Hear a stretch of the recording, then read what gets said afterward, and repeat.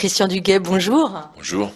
Vous réalisez le deuxième volet cinématographique Belle et Sébastien, l'aventure continue. Vous êtes canadien. Comment est-ce que vous avez connu ce qui est considéré en France comme une sorte de, voilà, faisant partie du patrimoine télévisuel? Bah, écoutez, il y a plus de 50 ans, ça me rajeunit pas.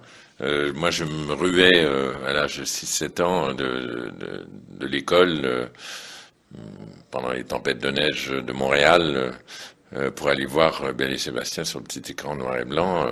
Moi, ça m'a habité. Donc, mon fils de 24 ans s'appelle Sébastien à cause de cette série.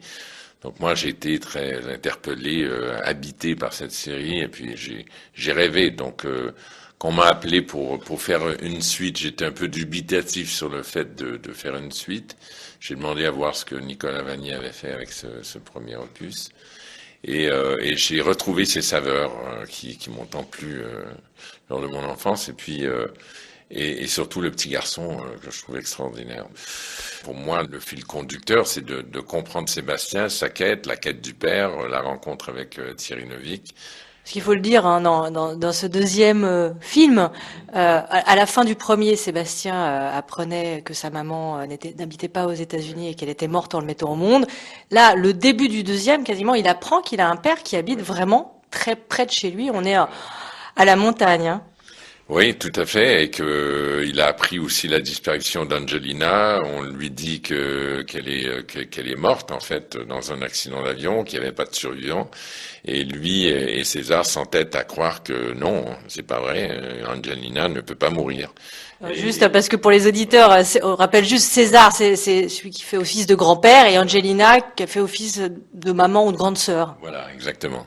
Et ils s'obstinent à croire qu'elle n'est pas morte, et pour ça, ils doivent survoler la zone de feu, et c'est de là la rencontre avec la seule personne qui a un avion dans le coin. Il s'avère que c'est le père, et que César a voulu le protéger du fait qu'il ait un père, parce qu'il n'aimait pas tellement ce monsieur, parce qu'il pensait qu'il avait abandonné la maman.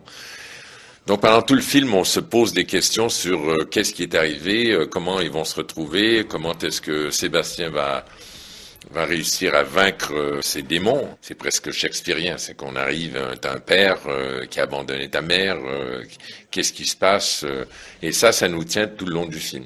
Donc le chien, encore une fois, Belle, on continue à découvrir leur langage, la façon dont l'unité qu'ils ont, et puis cette force qui les lie. C'est quoi ça? C'est un chien. C'est pas un chien, c'est un ours ça. Il mord pas. En attendant, tu me l'attaches ton grizzly. Agnès a disparu il y a 2 jours. Vous êtes le seul à pouvoir nous aider. T'as vu là-bas? Les fumées oranges. Je suis sûre que c'est Angelina. Vous êtes passé trop vite. Non mais je rêve. Christian Duguay, ce film a pour sous-titre L'aventure continue. Et de fait, il y a vraiment une grosse part d'aventure, hein, parce qu'il doit effectivement traverser une forêt en flammes, aller dans un gouffre pour retrouver Angelina. Et il y a un petit côté dans le personnage joué, donc du père, joué par Thierry Neuvik, un petit côté Indiana Jones. Il a une grosse veste, un blouson, un moment des cordes. Ça, c'est un clin d'œil. Si, c'est un clin d'œil, et puis il faut pas avoir peur. C'est-à-dire que là, alors le danger, est-ce qu'on nous dit, est-ce qu'on est en train de déraciner Belle et Sébastien parce qu'on tout à coup on donne ses saveurs un peu à l'américaine?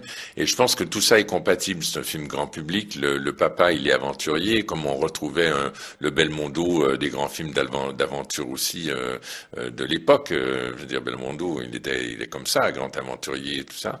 Et Thierry, il est très bien. Ça fait longtemps qu'on l'a retrouvé. Et puis bon, la scène de l'avion, c'est un peu du Tintin aussi. Donc je pense qu'il faut amener